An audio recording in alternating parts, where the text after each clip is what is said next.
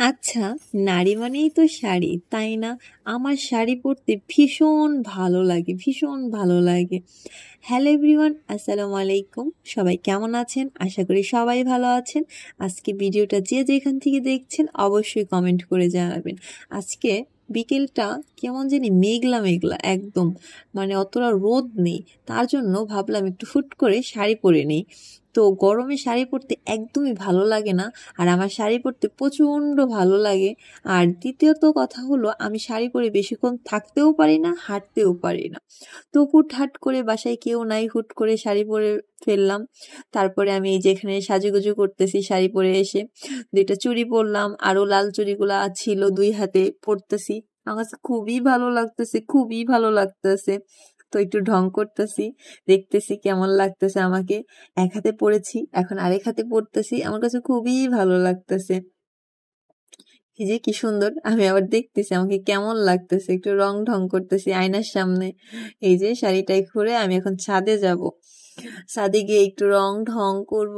আমার কাছে ওয়েস্টার্ন বা থ্রি পিস বলেন, টপস বলেন, এর থেকে শাড়ি পরতে ভীষণ ভালো লাগে, খুবই ভালো লাগে। হুট করে ছাদে এসে পড়লাম, দেখেন ছাদে একদম মেঘলা মেঘলা, কেমন জানি বৃষ্টি পড়বে এরকম, কিন্তু বৃষ্টি আসে নাই, রোদও নাই।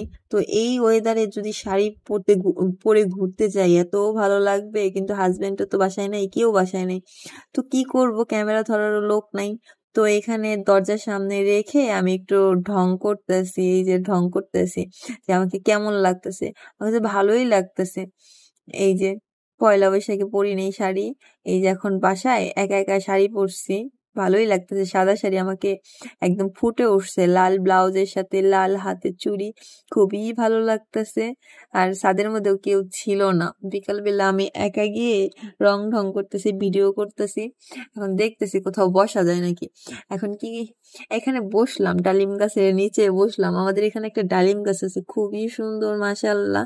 আর অনেক রকম, মানে অনেকটা ফল ধরছে, ফল ধরলেও থাকে না, ফুল ছিঁড়ে ফেলে, মানে ফল আসার আগেই ফুলটা ছিঁড়ে ফেলে।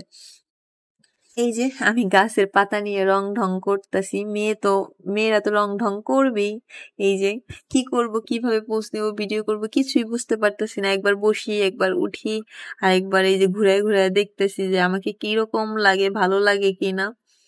তো এই যে নিচে একবার ক্লিপ নেই, এই যে স্ট্যান্ড তো আনি নাই, তো বালতির মধ্যে রেখে, এই যে টপের মধ্যে রেখে তারপর আমি ভিডিও করতেছি একা একা। কিরকম ভিডিও করবো কিছুই বুঝতেছি না, তো একা একা যা পারছি তাই ভিডিও করছি। শাড়ি পরে, আমার শাড়ি পরতে খুবই ভালো লাগে, কিন্তু আমি হাঁটতে পারি না, সামলাইতেও পারি না। শাড়ি পরতে খুবই ভালো লাগে, খুবই। আচ্ছা, তোমাদের সাথে ছোট্ট একটা গল্প বলি। একটা মেয়ের কাছে তার স্বামী হচ্ছে তার সবকিছু, তার জীবন। একটা স্বামীর কাছে তার স্ত্রী হলো চলন্ত মেশিন, যে তার ফ্যামিলির জন্য সারাদিন সবকিছু করবে, দিন শেষে শুনতে হবে আমার জন্য কি করেছো, আমার ফ্যামিলির জন্য কি করেছো। তাই বলি, সংসারের কথা না ভেবে একটু নিজেকে সময় দাও। বাই বাই, আল্লাহ হাফেজ।